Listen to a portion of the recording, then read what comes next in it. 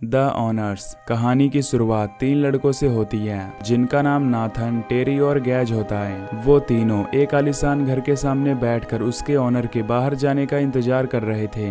दरअसल वो लोग इस घर में चोरी के इरादे से आए थे, जिसके लिए उन्हें उस घर के ऑनर डॉक्टर फगिंग और उनकी वाइफ के बाहर जाने का इंतजार करना था। यहाँ टेरी की मॉम उस घर में मेड का काम किया करती थी, इसलिए टेरी का भी उस घर में आना जाना लगा रहता था। और इसी तरह उसकी नजर उस घर के तिजोरी पे भी गई थी, जिससे उसने रॉबरी के लिए अपने फ्रेंड नाथन और गैज को भी इसमें शामिल किया था। तभी एक लड़की उनके कार के सामने आ जाती है। दरअसल वो नाथन की गर्लफ्रेंड मैरी थी, जो अपने कार को लेने आई थी ताकि वो अपने जॉब के लिए निकल सके। दरअसल ये कार मैरी की थी, जिसे नाथन ने कुछ समय के लिए लिया था।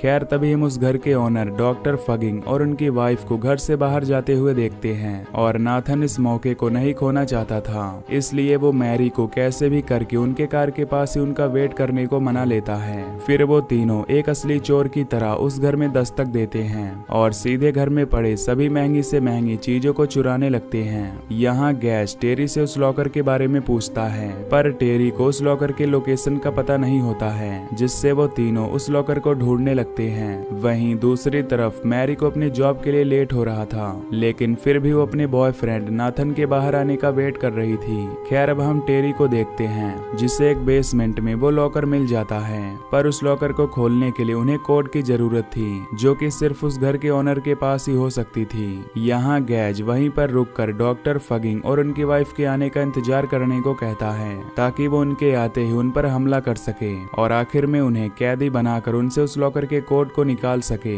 पर उसके इस आइडिया से नाथन राजी नहीं होता है, पर गैज के समझाने पर वो मान जाता है। यहाँ अब मैरी भी गुस्से में कार के हॉर्न को बजाने लगती है। वो इस कार को लेकर भाग भी नहीं सकती थी, क्योंकि नाथन ने कार की को अपने साथ लाया था, इसलिए वो इंतजार के अलावा कुछ नहीं कर सकती थी। अब कार का हॉर्न सुनकर नाथन का ध्यान मैरी पर जाता है। मैरी उसे वहाँ से चलने को कहती है, लेकिन नाथन को यहाँ से जाने की कोई जल्दी नहीं थी। ये देखकर अब गैज भी नाथन को समझाता है कि उसे अपनी गर्लफ्रेंड को संभालना होगा, वरना वो लोग पकड़े जाएंगे, जिससे नाथन मैरी को संभालने चला जाता है। वो मैरी को अपनी बातों में फंसाकर उसे करीब लाने की कोशिश करता है, जिससे मैरी का ध्यान भटक जाता है और वो दोनों साथ में एंजॉय करने लगते हैं। तभी मैरी की नजर टेरी पर जाती है, जो उन्हें दूर खड़ा देख रहा होता है। तभी गैज टेरी को वहाँ से ले जाकर उन दोनों को साथ में एंजॉय करने देता है। यहाँ मैरी नाथन को बताती है कि वो उसके बच्चे की माँ बनने वाली है, जिससे अब नाथन के ऊपर एक बच्चे की जिम्मेदारी भी आने वाली थी, इसलिए वो अपने बच्चे के लिए उस रॉबरी के लिए और भी एक्टिव हो जाता है। तभी वहाँ पर उस घर के ओनर डॉक्टर फगिंग और उनकी वाइफ भी आ जाती है, लेकिन इस बार नाथन और गैज उन दोनों पर हमला करने के लिए तैयार थे, जिससे डॉक्टर फगिंग और उनकी वाइफ उनके कैद में आ जाती हैं। लेकिन मिस फगिंग को काफी चोट लग जाती है। दूसरी तरफ मैरी को भी ना चाहते हुए इस काम में शामिल होना पड़ता है। यहाँ वो सभी ओनर के पहचान में नहीं आ पाते हैं, क्योंकि उन लोगों ने मास्क पहन रखे थे। यहाँ डॉक्टर फगिंग अपनी वाइफ को बुरी हालत में देख उन सभी से उसे मेडिसिन देने की रिक्वेस्ट करते हैं, लेकिन उनकी कोई भी नहीं सुनता। लेकिन मैरी एक अच्छी दिल की लड़की थी, इसलिए वो सबके मना करने के बाद भी मिस फगिंग के चोटों को सही करने लगती है। लेकिन इसी दौरान डॉक्टर फगिंग की नजर मैरी के हाथ पर जाती है, जहां उसका पूरा नाम लिखा हुआ था। अब मैरी उनकी एक नेबर होती है, इसलिए वो उसे आसानी से पहचान लेते हैं। मैरी के पता लगते ही वो बाकी लोगों को भी पहचान लेता है, लेकिन गैस के बाहरी होने के कारण वो उसे पहचान नहीं पाते। अब हम गैस को देखते हैं, जो डॉक्टर फगिंग से उस लॉकर के कोड के बारे में पूछता है, लेकिन डॉक्टर फगिंग किसी भी लॉकर के होने से मना कर देते हैं, जिससे गैज को काफी गुस्सा आता है और वो उन दोनों ऑनर को बेसमेंट में उस लॉकर के सामने ले आता है। अब वो दोबारा डॉक्टर से उस कोड के बारे में पूछता है, पर इस बार भी वो बताने से मना कर देते हैं। तभी मैरी को ये सब ठीक नहीं लगता और वो वहाँ से जाने लगती है। वहीं गैज भी उसके पीछे पीछे जाने लगता है। हम देखते हैं कि मैरी वहाँ से जाने के बजाय पुलिस को कॉल करने लगती है। तभी गैज भी ये देख लेता है और वो मैरी को जान से मारने की धमकी देता है। दूसरी तरफ नाथन और टेरी भी परेशान हो चुके थे, क्योंकि डॉक्टर ने उनके रियल आइडेंटिटी को उनके सामने पेश कर दिया था। वो उन दोनों को एक और मौका देकर गैज का साथ छोड़कर वहाँ से चले जाने को कहती हैं। तभी गैज भी मैरी को रस्सी से बांधकर वहाँ आ जाता है।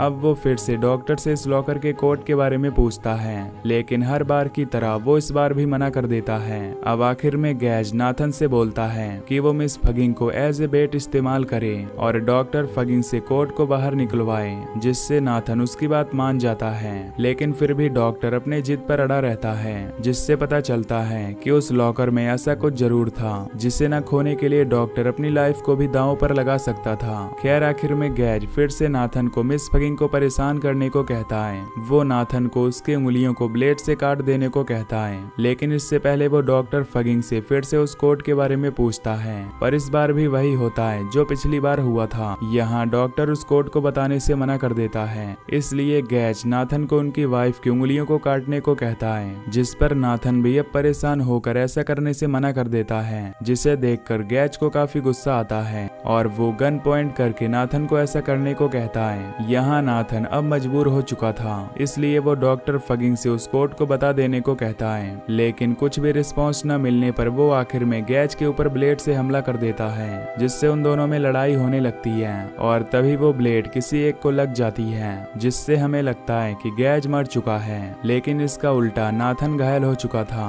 अब ये देखकर मैरी परेशान होकर रोने लगती है। वहीं गैज दोबारा डॉक्टर से आखिरी बार उस लॉकर के बारे में पूछता है, लेकिन इस बार वो उसे कोड दे देता है, लेकिन जल्दी हमें पता चलता है कि वो कोड गलत था, जिससे गैज डॉक्टर फगिंग के वाइफ को मारने चल देता है। लेकिन तभी मैरी गैज पर पीछे से हमला करके उसे वहीं पर मौत के घाट उतार देती है। अब हम गैज को वहां पर तड़प तड़प कर मरता हुआ देखते हैं, जिसके बाद मैरी डॉक्टर फगिंग और उनकी वाइफ को उनके बंधन से आजाद कर देती है, जिसके बाद वो डॉक्टर फगिंग से उसके बॉयफ्रेंड नाथन का इलाज करने को कहती है। अब डॉक्टर फगिंग पूरे घर का दरवाजा लॉक करके नाथन का इलाज करने के लिए मान जाते हैं। अगले सीन में हम डॉक्टर फगिंग को नाथन के शरीर से ब्लेड को बाहर निकालते हुए देखते हैं, जिसके बाद वो आगे के इलाज के लिए मैरी और टेरी दोनों को ही कमरे के बाहर भेज देते हैं। फिर हम मैरी और टेरी को एक साथ देखते हैं, जहां मैरी को परेशान देख टेरी उसे सपोर्ट करने की कोशिश करता है, जिसमें वो उसके काफी करीब भी आ जाता है। अब इसके पीछे एक राज भी होता है। फिर हमें पता चलता है कि मैरी की एक ट्विन बहन जेन हुआ करती थी,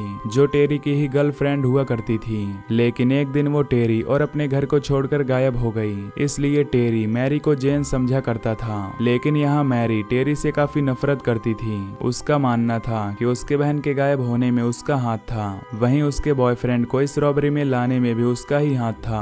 तभी वहाँ पर मिस फगिंग भी आ जाती है, जो सामने टूटे हुए लैंड लाइन को वापस अपनी जगह पर रख देती है। अब मैरी दूसरे रूम में घूमते घूमते एक चीज को उठा लेती है, जिस पर मिस फगिंग वहाँ आकर मैरी को उसकी चीजें छूने से डांटती है। यहाँ मैरी को कुछ समझ नहीं आता। तब वो अपने बॉयफ्रेंड नाथन से मिलने पहुँचती है, लेकिन उसका भी इलाज चल रहा था। यहाँ वो नाथन को एकदम शांत देखती है, उसे कुछ गड़बड़ लगता है, इसलिए वो नाथन के नसों को चेक करती है, जिस पर उसे कुछ भी महसूस नहीं होता। तब डॉक्टर फगिंग उसे समझाते हैं कि नाथन बिल्कुल ठीक है, उन्होंने उसे एक इंजेक्शन दिया है, इसलिए वो इतना शांत है। लेकिन यहाँ पर मैरी को शक होने लगता है। वो डॉक्टर से पूछती है कि उनके बुलाने पर भी एम्बुलेंस अभी तक क्यों नहीं आई है, जिस पर डॉक्टर उसकी संतुष्टि के लिए दोबारा एम्बुलेंस के लिए बात करने लगते हैं। लेकिन यहाँ मैरी को याद आता है कि जिस लैंडलाइन से वो बात कर रहे थे वो कब का खराब हो चुका है। वहीं कुछ समय बाद मिस फगिंग मैरी के छोटे मोटे गलतियों के लिए उसे डांटने लगती है, जिसके बाद वो उसे केट नाम से बुलाती है। अब वहाँ डॉक्टर भी आ जाते हैं और वो अपने पत्नी के गलतियों के लिए माफी मांगते हैं। वो बताते हैं कि उनकी वाइफ अपनी बेटी के खोने के गम में ऐसा करती है। यहाँ उन दोनों के मरी हुई बेटी का नाम केट था। जिसके बाद हम उन सभी को डिनर करते हुए देखते हैं। यहाँ मैरी को कुछ गड़बड़ दिखने लगी थी, इसलिए वो गन को उठाकर वहाँ से भागने की कोशिश करती है, लेकिन डॉक्टर के हमले से वो बेहोश हो जाती है, जिसके बाद उसे बेसमेंट में बंद कर दिया जाता है।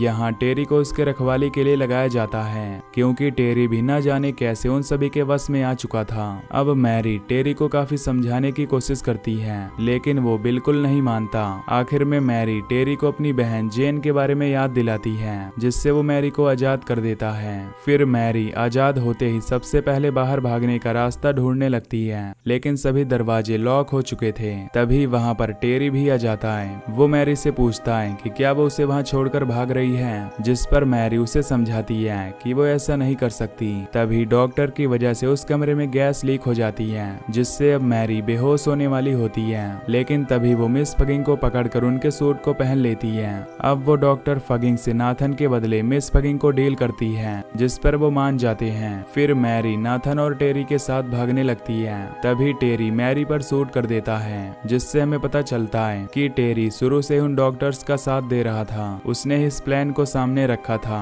क्योंकि उसके बदले डॉक्टर उसे बेसमेंट में उसी लॉकर के सामने ले जाते हैं, जहां हम मैरी के बहन जेन को जिंदा देखते हैं, जो कभी गायब नहीं हुई थी, बल्कि डॉक्टर फगिंग ने उसे कैद कर लिया था। ऐसा इसलिए क्योंकि उन्हें जेन में उन्हें उनकी मरी हुई बेटी केट की झलक दिखती थी और इसीलिए मैरी को भी यहाँ पर बुलाकर उसे भी कैद करना चाहते थे। अब एक हफ्ते बाद हम देखते हैं कि टेरी की मॉम उसको ढूंढते हुए डॉक्टर फगिंग से उसके बारे में पूछती है, लेकिन वो लोग उसे बताते हैं कि उन दोनों को इस बारे में कुछ नहीं पता। जिसके बाद हम जमीन पर देखते हैं जिसे डॉक्टर फगिंग अपने हथियार से किसी की लाश को दफना रहे थे। खैर यहाँ हमें ये नहीं पता चलता कि आखिर वो लाश किसकी थी और इसी के साथ ये मूवी यहीं पर एंड हो जाती है।